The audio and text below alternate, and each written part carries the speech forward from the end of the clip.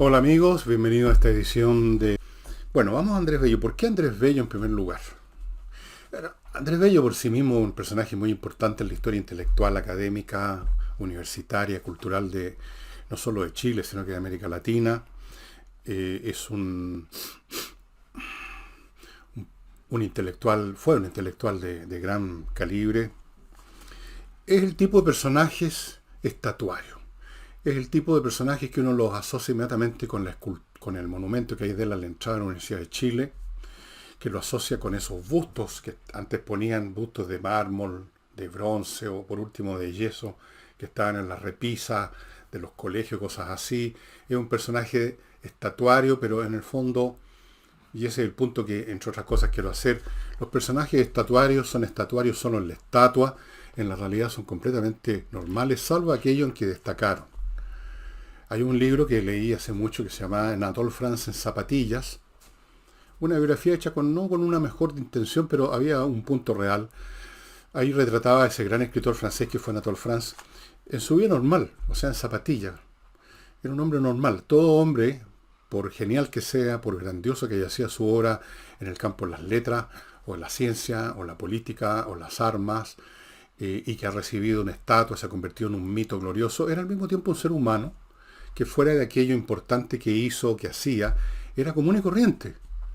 Iba a comer, iba al baño, le gustaban el sexo, bromeaba, se metía en intrigas raras, qué sé yo, como todo el mundo nomás, ¿no?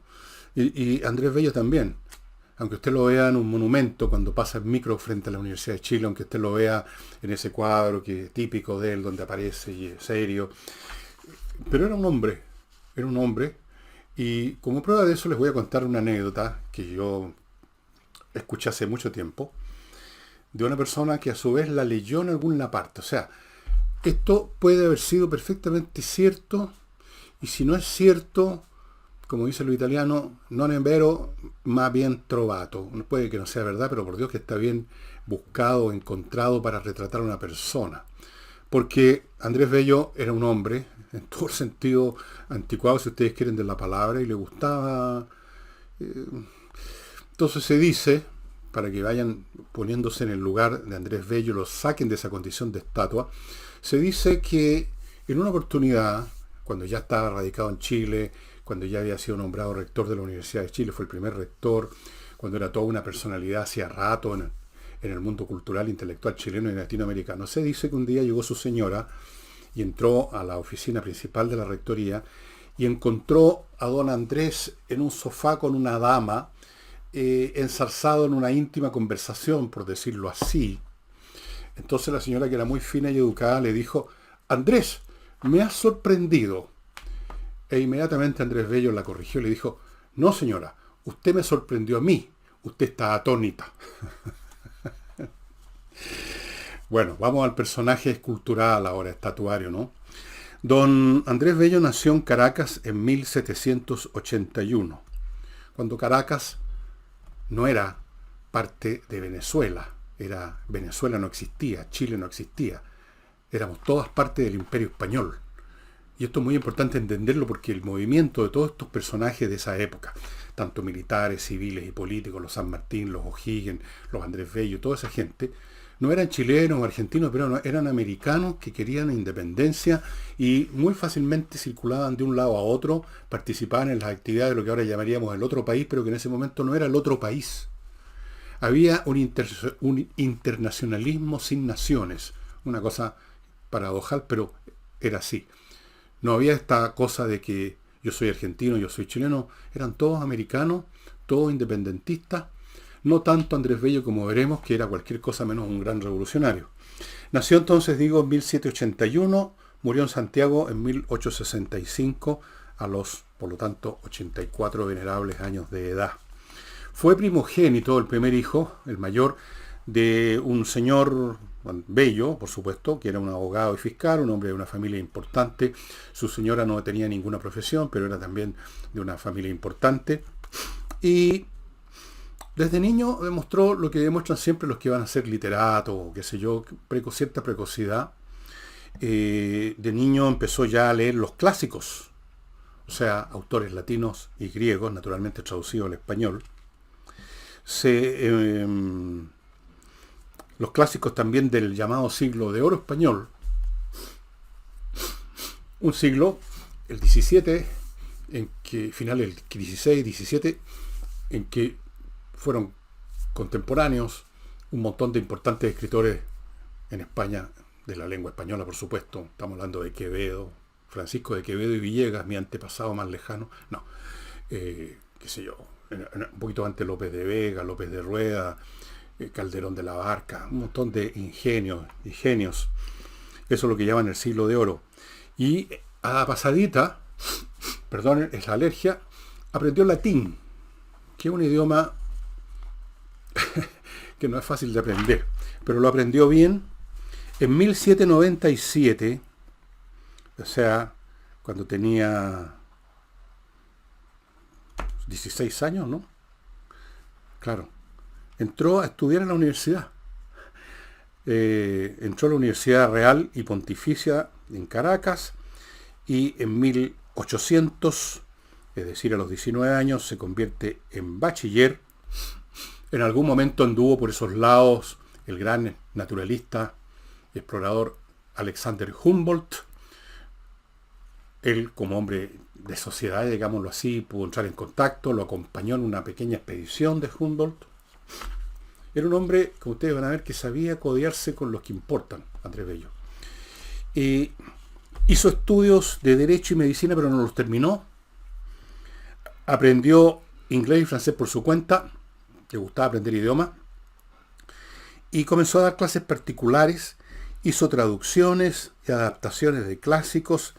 Y ya a partir de 1802, o sea, cuando era un cabrito, todavía un cabrito de, ¿cuánto? 20 años, por ahí, entre 1802 y 1810, se convirtió en todo un personaje de la sociedad caraqueña. El chico listo, ¿eh? La lumbrera del barrio. Estamos hablando de, digo barrio porque eran en esa época, tanto Caracas como Buenos Aires, Santiago, eran ciudades infinitamente más pequeñas, eran sociedades infinitamente menos complejas. La élite era la élite y era un grupo reducido de caballeritingo. Entonces, si había alguien que se distinguía por sus estudios, por sus conocimientos, inmediatamente destacaba y se hacía famoso, cosa que quizá hoy día no ocurriría, pero en esa época sí. Así que era un darling de la sociedad caraqueña, en tanto que hombre de estudios, hombre muy joven, que sabía idioma, etcétera. Se convirtió en un momento dado en director, y estamos todavía en la época en que es colonia, lo que ahora es Venezuela de España, director de una publicación que se llama Gaceta de Caracas. En el mismo año 1810, estamos hablando entonces de una persona de veintitantos años, la Junta Suprema que había declarado la independencia, más o menos en paralelo con la chilena, lo nombra oficial primero de la Secretaría de Relaciones Exteriores, algo así como ministro de Relaciones Exteriores. ¿Por qué? Volvemos a lo mismo.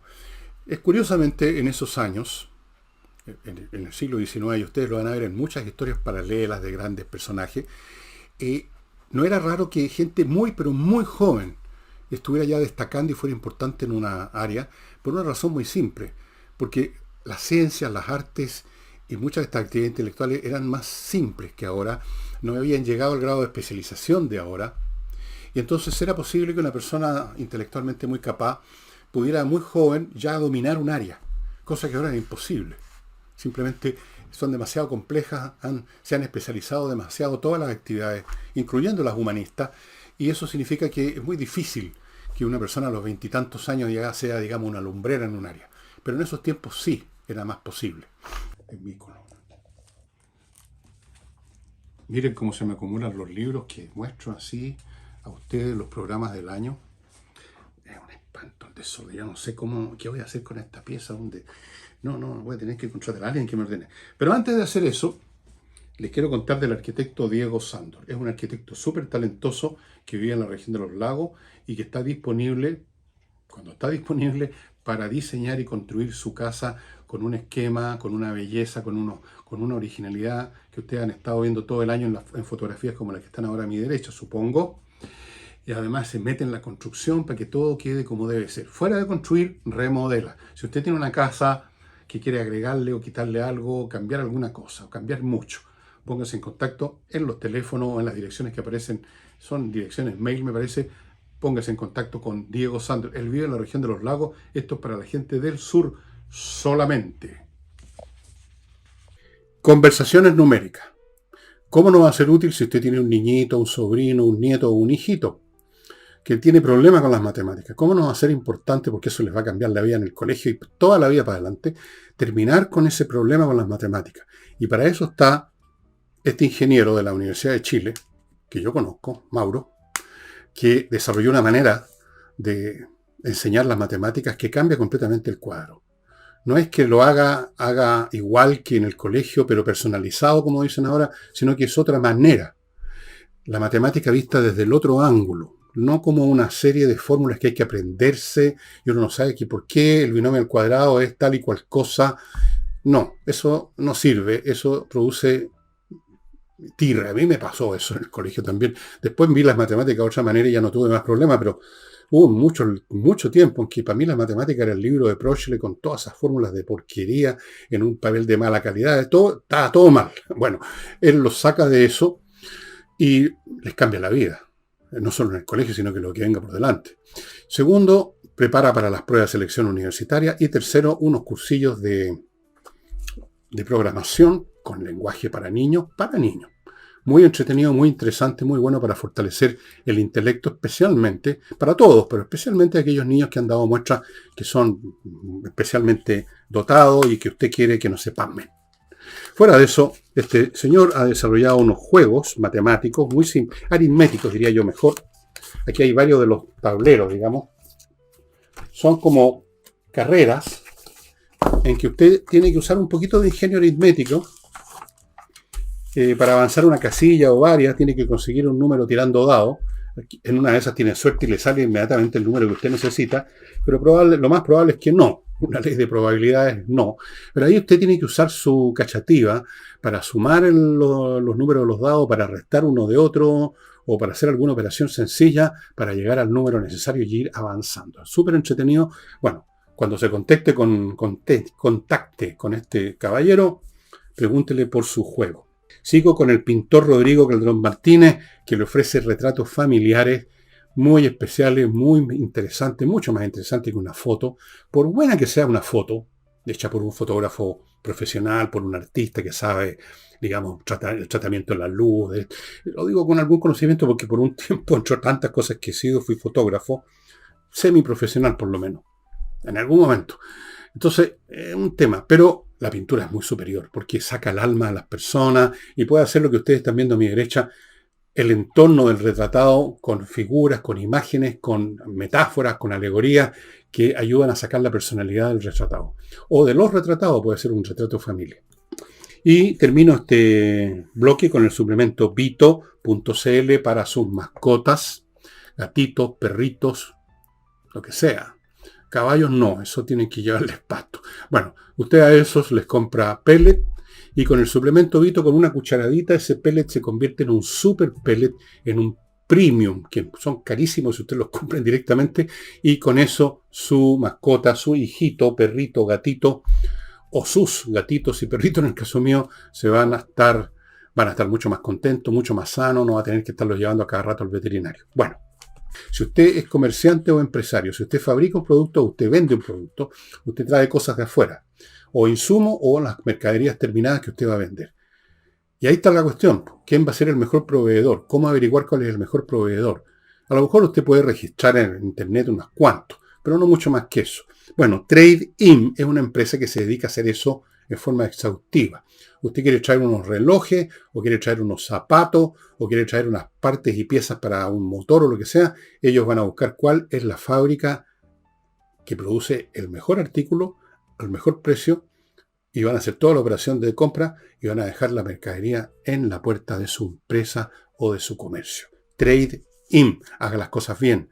Hoy en día es un pecado un pecado mortal, digamos, no aprovechar estas posibilidades que da el Internet para hacer las cosas al 100%. González y compañía, el bufete de abogados penalistas que se encargan de temas penales, los más serios, los más graves, y no solamente se encargan, sino que son de los mejores de la plaza. Están entre los mejores bufetes de abogados penalistas de Chile. Y lo han probado ganando casos muy importantes que llegaron a los medios de comunicación, que llegaron a la televisión. González y compañía. Bueno, lo nombran entonces algo así como ministro de Relaciones Exteriores y precisamente para cumplir tareas como tal viaja a Londres, donde estaría hasta el año 29.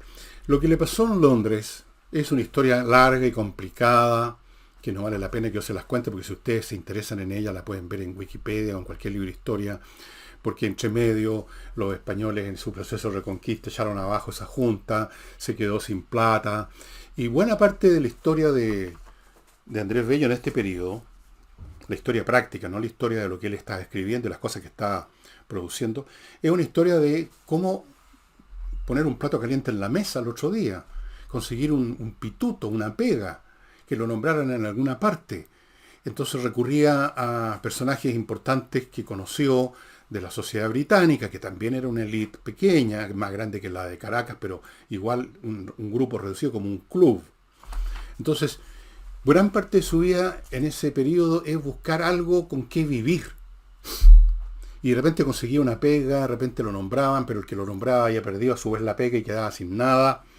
Y en un momento dado se convierte, para poder vivir, en bibliotecario y profesor de un lord británico. En otro momento, bueno, va conociendo a mucha gente importante, también latinoamericana, chilenos, que estaban en el mismo proceso que lo que ahora es Venezuela, el proceso de la independencia, la reconquista española, juntas que se proclamaban y después caían. Y conoció a Mariano Egaña, que fue muy importante para él, que finalmente, después de todas estas peripecias que yo no voy a entrar a detallar, se le invitó a venirse a Chile y se vino. Mientras tanto, en lo personal, este hombre se había casado con una dama de la sociedad británica que murió muy pronto. Con ella tuvo 3 hijos. Luego se casó con otra, con la cual tuvo 15 hijos. Ya ven ustedes que el cuento que les conté al principio no está tan fuera de sintonía, digamos, porque parece que no le hacía el quite, digamos, a ¿cómo llamarlo?, los deberes conyugales, y seguramente practicaba un poquito también en otras partes, qué sé yo. Pero en fin, todo es posible. No era una estatua como la que ustedes ven frente a la universidad, era un hombre, simplemente. Un hombre. Y 15 hijos, tuvo la desgracia, eso sí, de ver morir a 9 de sus hijos. Ya les voy a seguir contando, voy a entrar primero, la alergia me está matando, al primero de mis bloques de este programa. Y bien, se casa entonces de nuevo, tiene un total de 15 hijos, 9 lamentablemente se le mueren, cosa que en este caso, por tener 15, que se mueran 9, es terrible, pero si tenía usted 6, se le morían 4. La tasa de mortalidad en la infancia o recién nacido era tremenda. Piensen ustedes que no existía, en la medicina todavía no se había llegado, todavía faltaba mucho, al concepto de la asepsia. Yo he visto fotografías de cirujanos de los mediados del siglo XIX que están operando con un puro en la boca, con la ceniza cayendo. No, es una cosa impresionante, no había ninguna asepsia. Entonces las infecciones, ya para partir con eso, eran salvajes. Se moría muchísima gente más de las infecciones que de las enfermedades. En los nacimientos, que son un proceso bastante complicado, se morían muchos niños, otros agarraban cualquiera de las enfermedades de niños, no habían remedio, no habían drogas, no había nada. Entonces la mortalidad era muy grande. Bueno, le tocó 9 muertes. Y él contaba que en una oportunidad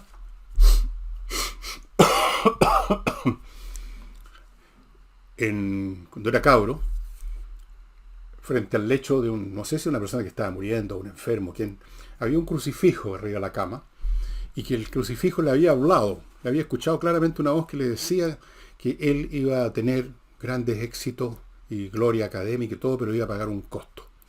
Y cada vez que se le moría un hijo, él recordaba eso. Bueno, lo traen a Chile.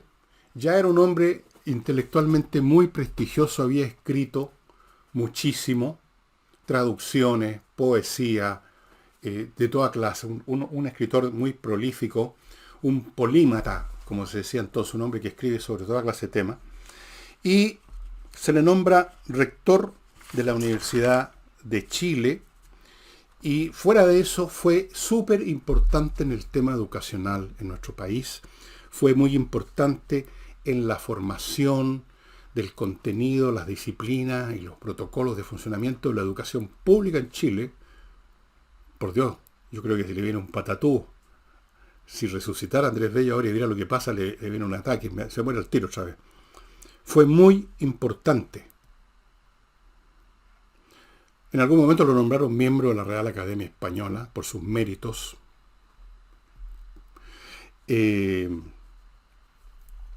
Fue senador de Chile por Santiago entre el año 1837 y 1864. Fue, y esto es una de las cosas más importantes, el único, casi el único redactor del Código Civil chileno. ¿Cuánto queda en el Código Civil actual de la obra de Andrés Bello? Mucho. Claro, por supuesto Andrés Bello no inventó. Él se apoyó a su vez, gracias a su enorme cultura, en el Código Napoleónico, de seguro, que a su vez estaba apoyado en el Código Civil Romano, que había sido desarrollado a lo largo de siglos durante la República y el Imperio Romano, luego fue formalizado, perfeccionado en la época del emperador Justiniano, en el siglo VI. Ahí están las famosas pandectas y otros textos donde se resumía todo el cuerpo legal que se habían desarrollado a lo largo de siglos. Bueno, obviamente que no trabajó en el aire, pero igual puso su mente brillante para clarificar, para ordenar, para ajustar, para organizar el Código Civil, estimados amigos. ¿Cuál fue su relación con el proceso revolucionario que le tocó ser contemporáneo, vivirlo como joven? Está claro por temperamento, por la clase de personas que suelen ser estos intelectuales y por las cosas concretas que sabemos de él, de su actuación, que no fue precisamente un revolucionario ardiente. No está en el temperamento de esas personas el ponerse camisetas. No está en el temperamento de esas personas ser hombres de acción. Él era un hombre de pensamiento. Seguramente, no sabemos, no lo sé, no he leído toda su obra, ni mucho menos. Era un hombre con un grado importante, como toda persona de alguna inteligencia, de escepticismo, muy dudoso y sospechoso de las consignas, de los llamamientos, de toda la gritería que hoy día otra vez, si se levantara de su tumba Andrés Bello y viera cómo se vive hoy en día en ese plano, otra vez le viene un ataque. Y además hay otra cosa, ¿no? En un momento dado, cuando hubo esta reconquista española, que duró poco, igual que en Chile, él, para evitarse problemas, escribió una carta, algo así como pidiendo un poco excusas, ¿no? Y dando explicaciones de que él en realidad nunca había sido tan ardiente partidario de la cosa. Esa carta existe. Ustedes la pueden encontrar en Wikipedia. Es como para que los extremistas lo acusaran de pequeño burgués, supongo, pero no sé si lo acusaron de alguna cosa. No era un hombre que le gustara el batifondo. No era el hombre, digamos, de las movilizaciones, ni en esa época ni en ninguna. Pero tenía una cosa muy típica de cierta categoría intelectual que yo diría que son casi la mayoría, ¿no? Salvo unos pocos que tienen ciertas tendencias a ser lobo estepario. La mayoría de los intelectuales, especialmente del campo humanista, que es donde se reclutan los intelectuales, los científicos es otra cosa. No sé si calificarlos de intelectuales los científicos, porque su trabajo es como una profesión muy especializada y arcana. No tiene que ver con ideas generales que pueden llegar al público, como ocurre con eso que llamamos intelectuales. Los intelectuales tienden a ser personas que no les disgusta mucho codearse con aquellos que cuentan socialmente, restregar su hombro contra notabilidades, buscar acomodos, buscar buenos pitutos, becas. Tienen una cierta tendencia a juntarse con el poder, a sentirse parte, ojalá jugar a ser el cerebro detrás del trono, cosa que rara vez son, pero les gusta que se crea que son. Y yo creo que en Andrés Bello había bastante de eso, un buen resto, por lo menos por lo que uno ve de su biografía, lo cual no lo digo como un pecado ni como un reproche en absoluto, para nada.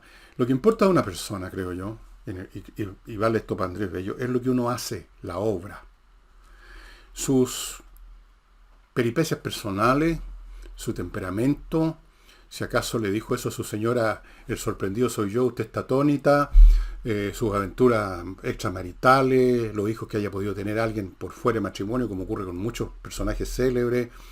Ayer estaba leyendo, por ejemplo, no estaba leyendo, lo vi en un sitio de YouTube, no me acuerdo cuál era, lamentablemente no se los puedo contar, que un personaje estudia la vida personal de un montón de grandes líderes políticos norteamericanos, desde tipos como Jefferson, o sea, los más importantes, eh, Benjamin Franklin, qué sé yo. Todos tenían historias, pero para tirar para arriba. Y sexuales, la mayoría.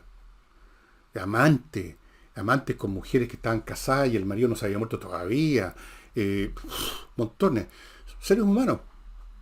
Y Andrés Bello era un ser humano y entre esas cosas los seres humanos buscan acomodarse lo mejor posible y uno no se acomoda lo mejor posible con alguien que lo están, pues, digamos, poniéndole un paredón para fusilarlo, sino que acomodarse significa ponerse cómodo con el poder, con aquellos que dan los pitutos, con aquellos que dan las pegas, con aquellos que dan las becas, con aquellas que dan los fondos. Es obvio, es natural. Está en la naturaleza de todo organismo viviente querer expandirse, crecer, sostenerse y sobre todo sobrevivir. Y lo importante entonces, en este caso Andrés Bello, como en cualquier otra persona, es la obra. Y la obra de Andrés Bello es extraordinaria. Yo diría que es el más grande intelectual, uno de los dos o tres más grandes intelectuales que ha tenido América Latina. Referirme a mi primer bloque de publicitario, que lo inicio con el suplemento Vito, amigos. Si usted tiene mascotas, perros, gatos, usted sabe cómo es la cuestión. Hay que comprarles pellet, se enferman de repente y se enferman muy rápido y se mueren muy rápido si uno no los atiende, los animales. Todos los que tenemos mascotas sabemos eso. En 2 o 3 días un perro, un gato se puede ir cortado. Entonces, bueno, hay un suplemento alimenticio que se llama suplemento Vito, que usted lo echa en la comida normal, en los pellets normales, y ese pellet con estos suplementos vitamínicos, etcétera, se convierte en un super pellet y su mascota, su ser querido, va a estar en mejores condiciones de salud, más contento, el pelo brillante, feliz de la vida. Y eso es lo que queremos con nuestras mascotas, ¿no? Sino para qué tenemos. Así es que suplemento Vito, que usted lo encuentra en vito.cl o prácticamente en todas las mascoterías lo tienen. Prácticamente. Sigo con Oxibiota, que le he mostrado millones y millones de veces. Este polvito, amigos, se mezcla con agua en una cacerolita, en un azafate. Pongamos 1 litro de agua, se convierte en una media hora, 45 minutos en una colonia de bacterias aeróbicas y con eso usted soluciona el problema de los malos olores. ¿Por qué? Porque allí donde usted vierte este líquido con estas bacterias, por ejemplo en el resumidero de la cocina, en el desagüe del baño, en la cámara de la casa, o lo vaporiza en superficies más extensas donde usted no va a estar tirando gotitas, vaporiza, puede hacerlo, por ejemplo en un jardín donde está repleto de material orgánico. Lo que sucede es que estas bacterias destruyen a las otras, que son las anaeróbicas, que inician los procesos de descomposición y con la descomposición vienen los malos olores. De manera tal que esto es un ataque a la raíz del problema. No es taparlo con otro olor, sino que destruir la producción del mal olor. Es santo remedio. Realmente todos los restaurantes debieran tener esto, porque hay algunos que uno apestan. Por eso, por la materia orgánica. Y continúo con A2D, amigos, que les presenté ayer, una empresa de ciberseguridad para que la suya no sufra lo que están sufriendo miles de empresas. El tema de los ataques de hacker ha ido aumentando de una manera tremenda. Se espera para este año un aumento del 120%. ¿Por qué? Porque los hackers están usando maliciosamente un instrumento tan beneficioso para la gente normal, las inteligencias artificiales. Entonces, se meten en su sistema y peor, muchas veces, según los cálculos que hay, 70% de las veces usted no se da cuenta que le están robando datos básicos, que ya sea para hacerle daño a usted o para venderlo. Entonces, ¿qué es lo que hacen ellos? protección de infraestructuras y sistemas, detección y respuesta a amenazas, análisis de vulnerabilidades, lo primero, capacitación en seguridad de información, respuesta a incidentes y emergencias. Lo primero que hacen es un diagnóstico, descubren dónde están las puertas abiertas de su sistema y ahí ponen remedio. Ojo, aquellos que digan, se pongan ahora en contacto con A2D, A2D.cl, los primeros 20, son 20 cupos, que digan que supieron de esto por mi programa, van a recibir gratuitamente el diagnóstico.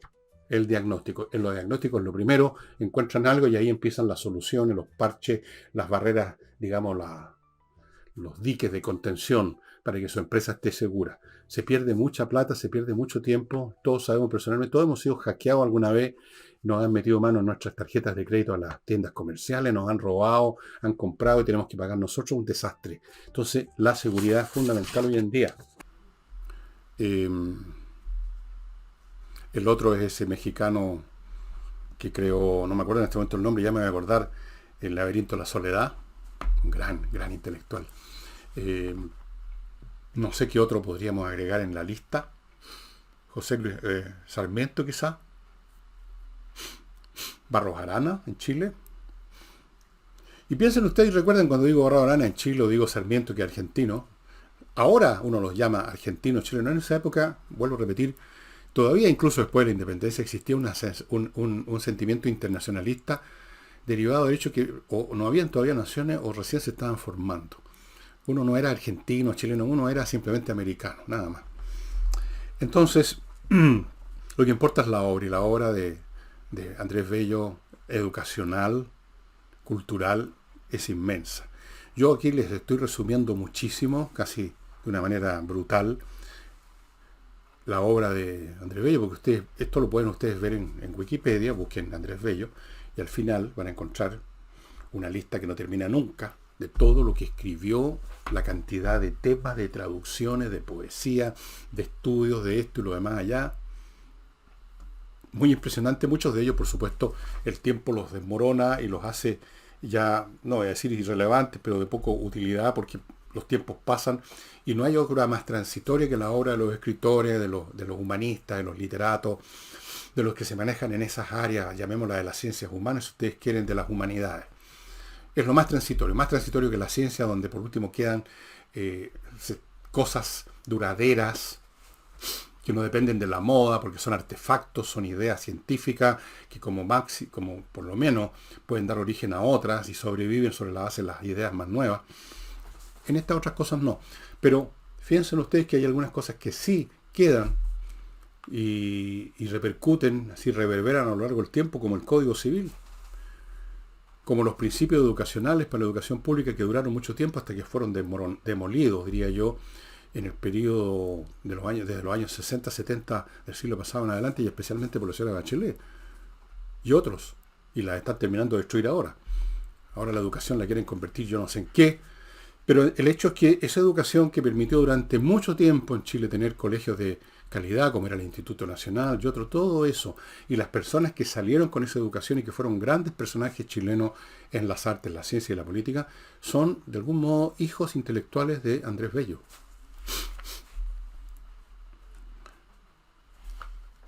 Entonces, todo lo demás, las obras que fueron importantes en su momento y que le ganaron fama en la sociedad caraqueña, todo eso uno puede olvidarlo, pero estas otras cosas no.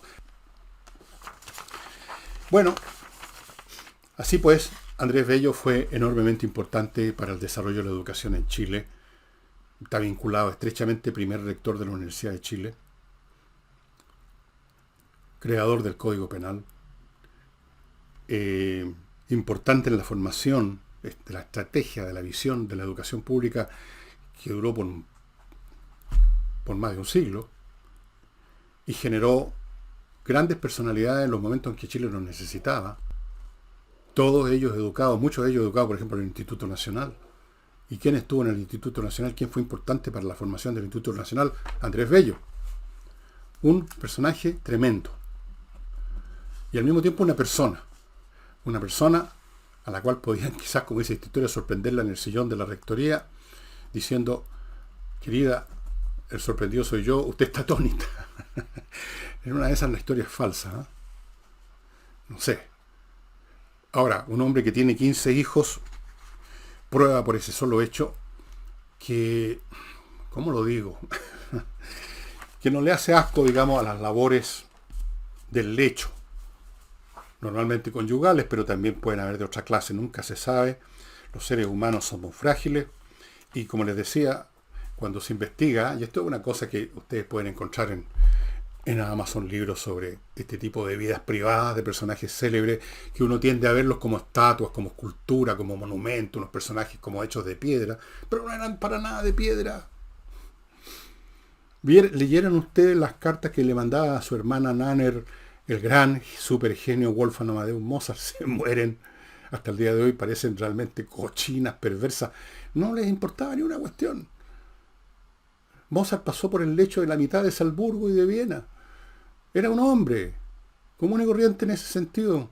Y le gustaba chupar, comer. Y lo mismo, probablemente, yo no sé esta parte, la parte personal, quizás era de esas personas reservadas que, digamos, no manifiestan nada, son más, como dijéramos, más cuidadosos con sus avatares personales.